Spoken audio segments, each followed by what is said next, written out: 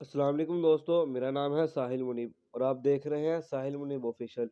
एक लम्हे के लिए सोचे ज़रा कि आपने आखिरी बार इस चिड़िया को कब देखा था। ये छोटा सा परिंदा हाउस स्पैरो कहलाता है, जो आम तौर पर देहाती इलाकों में पाया जाता था। लेकिन अब ऐसा क्या हुआ कि अचानक से ये दिखना बंद हो गई।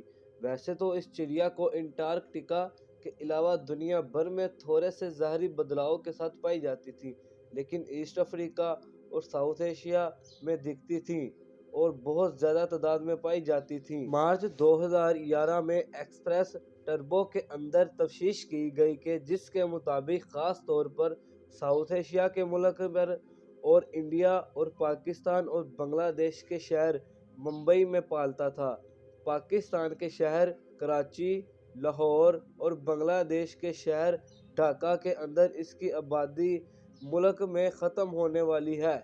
और ये खबर इंतहाई ख़तरनाक इसलिए है क्योंकि ये परिंदे फ्रेंडली ह्यूमन परिंदे हैं और वो ऐसी जगहों पर रहते हैं जहां हवा की क्वालिटी साफ़ हो।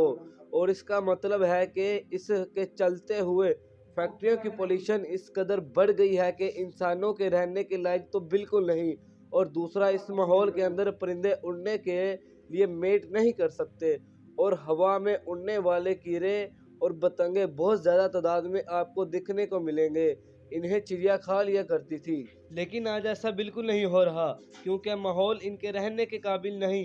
अगर ये चिड़िया यहाँ से गायब हो जाती हैं तो इंसान बहुत सी बीमारियों का शिकार हो जाएगा, जिनका हमने पहले कभी सुना नहीं होगा और ना ही इसका कोई इलाज होगा। 1958 के अंदर चाइना के लीडर माओ जेडिंग की वजह से 4.5 करोड़ लोगों को अपनी जान देना पड़ी।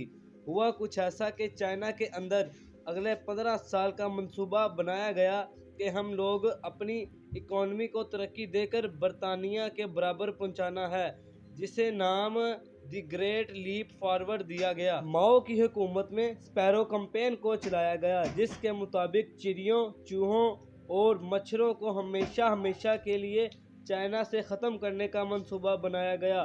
ख़ास तौर पर यह जुल्म इन चिड़ियों पर ज़्यादा किया गया क्योंकि इनके मुताबिक चाइना रिसर्च का कहना था कि ये चिड़ियाँ हर साल तकरीबन 400 किलोग्राम का अनाज खा जाती हैं और फलों को भी नुकसान पहुंचाती हैं। अब क्योंकि ये चिड़िया इतनी ज़्यादा तादाद में मौजूद हैं तो हम ये अनाज अपनी कौम को खिलाएंगे।